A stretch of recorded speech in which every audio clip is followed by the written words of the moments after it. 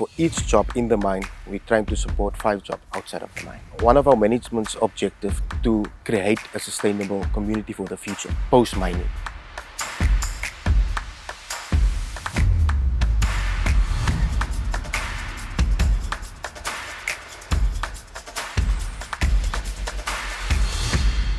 There is a perception that technology and people don't go together in the mining industry, when in fact, they actually do. Andy, thank you for welcoming us to Messina. Can we start by talking about what the Venetia Underground Project has actually been doing for communities? The Venetia Mine Underground Project started in 2013.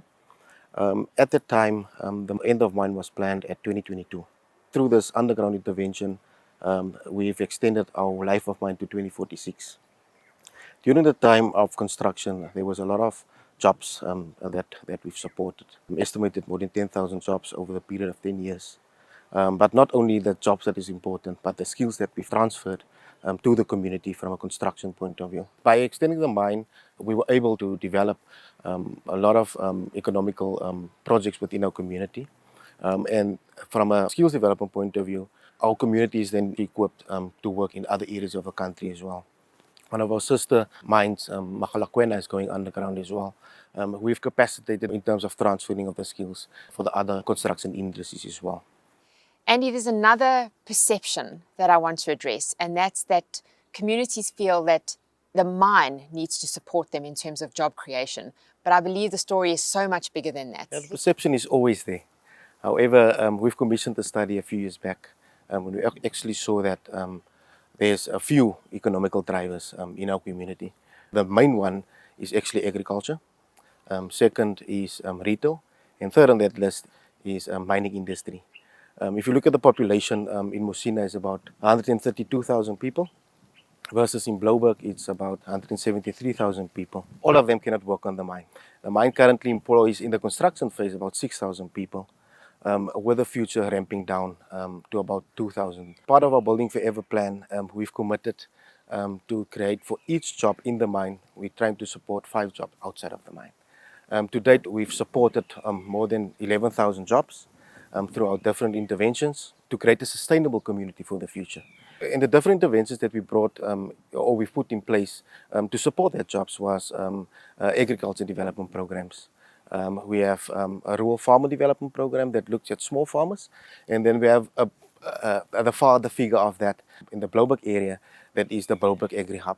Our farmer development program was scoped to look at upcoming farmers, small farmers, supporting, mentoring them, and marketing linkages. Over the years, we've now developed more bigger farmers contributing towards the economy locally and nationally. The Blouberg Agri Hub is one of our flagship projects at Venetia Mine. Our KPI for that project is to increase black-owned farmers. Andy, for most of the mining industry, undertaking socio-economic development work like we're speaking is a box-ticking exercise, but this is clearly not the case with De Beers. Share with me some of why it's so meaningful to your company. The Beers Group have one of their values is to show you care, and that you can see across the business. Our senior management actually takes the lead in terms of that, and is very passionate about making a change and bringing in interventions that really contributes positively towards our economic. Obviously, that makes my job much easier. If there's a management support. A typical operation when it comes to mine closing is the town actually becomes a ghost town. One of our management's objective to create a sustainable community for the future, post-mining. Andy, you've made reference to a great number of projects that you are involved in at the moment, but the Mining Indaba team are going to be spending some time visiting 2 specific projects. Don't you want to share a little bit more detail about those 2 projects? Those 2 projects that we're going to fit into a bigger picture. So some of our interventions starts as early as our ECD centers. We have an Anglo-American schools program that we're supporting ECD centers all the way up to grade 12. In that interventions, we're looking at capacity building in our schools, infrastructure development, and then nutrition for our children. And then after matric, a lot of people ask, what will you do? That comes out of, we have bursary schemes, we've constructed a TVET college, in support of our bigger objective. What are other interventions we can do besides studying, anyone cannot become a doctor or engineer. That's why we brought in agriculture. We have ECD, enterprise and supply development interventions. Mr. Jay Fruit is one of our graduates of our enterprise development programs.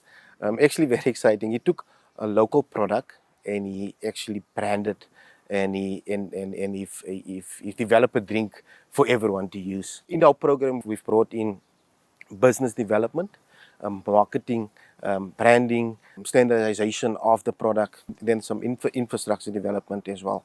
It is about a 10-month program, and the positive impact for me was where he was and where he is today. In terms of employment, he was a solo entrepreneur. He now employs 3 additional resources. So there is actually something positive, and it's not a direct linked job supported to our business, but he now sustainable. He's running his own business, not depending on the mine. The other one is the Gateway Primary School. I've mentioned the AA Schools program. They were one of our phase 1 schools. We've onboarded about 24 schools in our area of influence. We supported the school with capacity building. There was a new intervention that we've brought to Musina. We've embedded the smart board systems. We also supported them with tablets and new ways of teaching. This intervention that we brought is equipping the teachers to adapt in the way of learning. This is meaningful to you. I can see it in the way we've been talking this morning. Tell me about how this is a passion that specifically drives you. This is actually a very strange way on how I ended up in the social space. I'm actually a civil engineer by profession. I've constructed a few big buildings in South Africa, but nothing comes so close to heart when you see the impact that you can make with projects or interventions in the community. We'll make one example. We've constructed a water pipeline about 8 kilometers long. People used to walk 3-4 kilometers to get the bucket of water. And at the handover of the project, that is actually when you see the value that you contributed to the community, the happiness of the community, hugs and kisses all around. A lot of people will say, but it's such a small project. But the impact and the meaning of that type of project is just different by changing people's lives. You will go in our community, the unemployment rate is very high. It's something small for you, it's something big for someone else. And we must never take that for granted. Andy, thank you for sharing such inspirational stories with us this morning. Thank you for being the spokesperson that demonstrates just how much De Beers truly cares about its communities. If you want to hear from more inspirational leaders like Andy, join us at Mining Indaba.